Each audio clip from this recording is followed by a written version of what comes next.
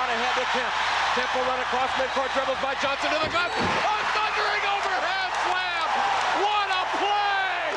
Holy cow! Shawn Kemp.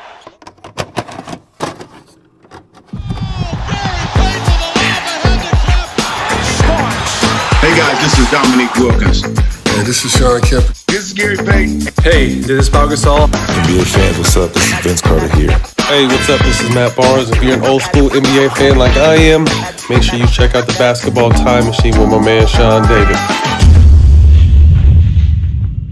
Hey guys, what's good? Welcome back to the Basketball Time Machine. My name is Sean David. Thanks for tuning in. Let's talk some old school NBA basketball.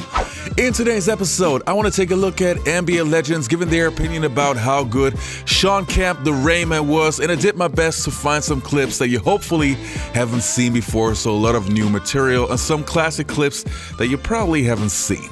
Anyway, before we get into it, let me ask you guys for a small favor. Please check out the clip of today's sponsor. Today's video is brought to you by Skillshare. Skillshare has thousands of online classes and members in more than 150 countries. You can find the subject you're interested in, unlock more creativity, get inspired to put your new skills to work in an impactful way. My guy on Skillshare is Marques Brownlee, and I was truly blown away by his class on achieving YouTube success. And yes, I can't complain about the size of my channel, but I'm always looking for ways to improve myself and get better. A really cool feature is that viewers can leave little notes on different parts of the video to help you to retain key pieces of information. I can certainly use context of the stats I quote, and I always try to keep my tone on a personal level. Now, more and more people are creating their own careers, and Skillshare is the perfect way to start yours. Invest in yourself this holiday season. Take advantage of Skillshare's best deals of the year. For a limited time only, use my link to get 50% off your Skillshare subscription. This isn't like other Black Friday sales you're seeing. It's not about consumption. This is about you and your passion. So what are you waiting for? Start your creative journey with Skillshare today.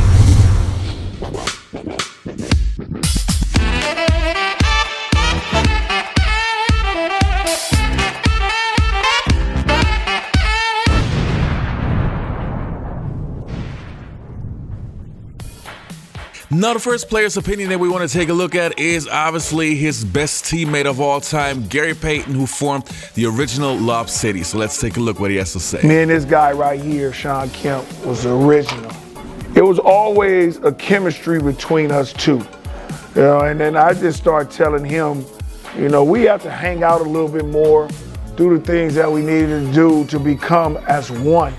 And I think off the court stuff, you have to get an off the court balance, because when you're on the court, it takes time for you to get that chemistry. It takes time. But when you're off the court and you become a brotherhood, you know what the next person does. And then all of a sudden, when I'm coming down and he know I got to steal, and he know I'm about to steal a basketball, and he'll be like, hoo, hoo, hoo. And I know he right there. And then all of a sudden, if I made another steal, I know he was gonna keep running. He always was running, and I knew he was somewhere. So I knew it, and it was like a feeling.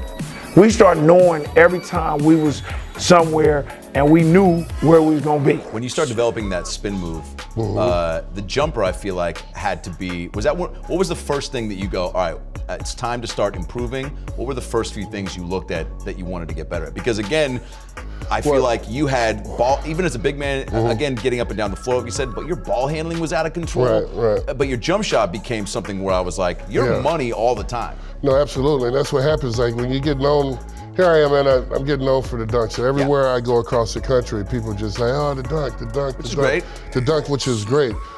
But when I went to the dunk contest, man, the only thing in my mind was thinking about is I want to be on the All-Star team. And I was like, yo, how do I get on the All-Star team? So I'm watching all these guys on the All-Star team from the dunk contest, and I was just like, oh, these guys, they shoot the ball pretty damn good. Like, I really got to learn how to shoot this ball.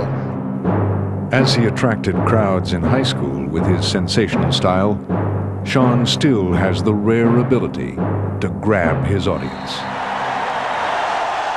You know, he's a highlight film. If you really sit there and watch him long enough, he's going to do something spectacular every game. On the break, here comes Kemp. Oh, it floats high into the air. Here comes the runaway slam.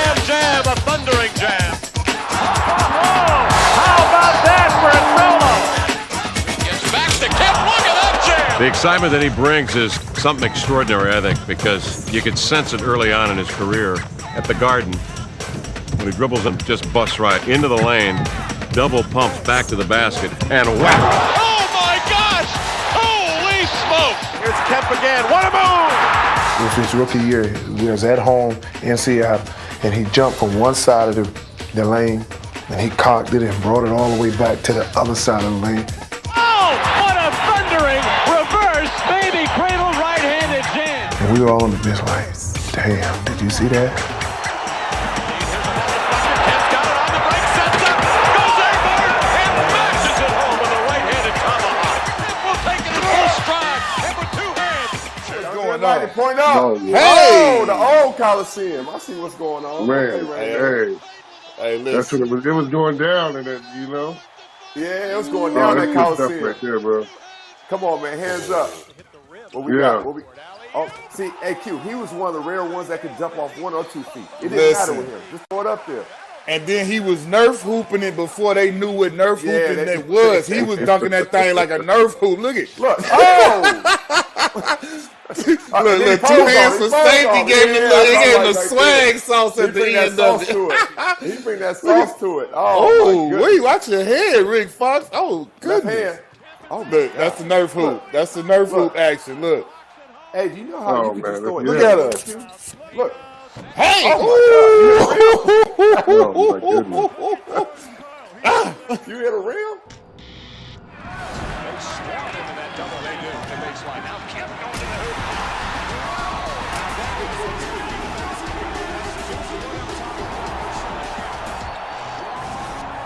So that's the name of that we didn't mention in the first segment that we mentioned here in the what if category. And you look at the career of Shawn Kemp. Original Lob City.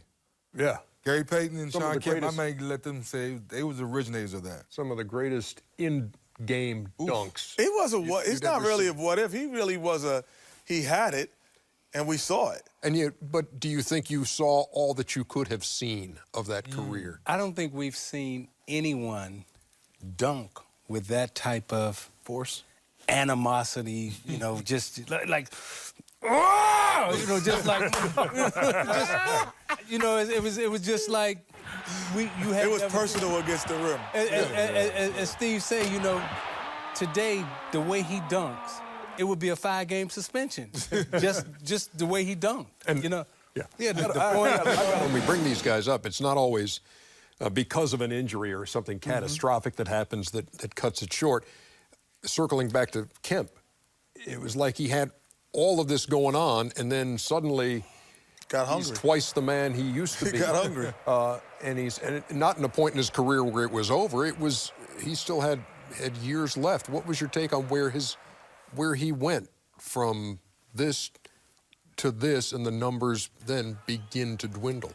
Well, we saw them in the '96 finals, and watching Rodman and Kemp go at it was incredible.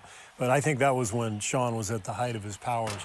And then I played with Shawn a few years later in Portland, about 2001. And I think it was just the lockout. A lot of guys need the game and need the structure of practicing and workouts. And the lockout happened, and he came back probably 50 pounds overweight. And I don't think he was ever able to recover from that. But he doesn't seem like, if you look at guys' bodies, you go, well, he's a guy I never have to worry about working out. Yeah. He's a guy I got to watch him. But Shawn Kemp, and the way he was built and the way he looked, you would say that would never be an issue for him, weight.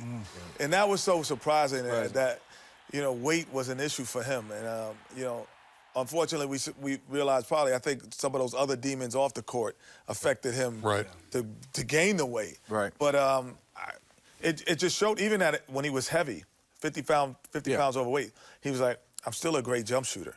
That's the difference when people say, Blake Griffin. I said, well, you've never really seen Shawn Kemp, because the one thing you could not do against him is back off him. Because his 15-foot jump shot was just as good as his dunk. You know, thinking back, I'm just so grateful that I was able to see the 1990s and 80s because we had so many great players. And Shawn Kemp, to me, is still one of my favorite players of all time. I just love the way he played. And I'm not just talking about his great dunks, but his intensity, his shot blocking. This guy had the full package, and I'm just so grateful that I was able to see Shawn play in his prime.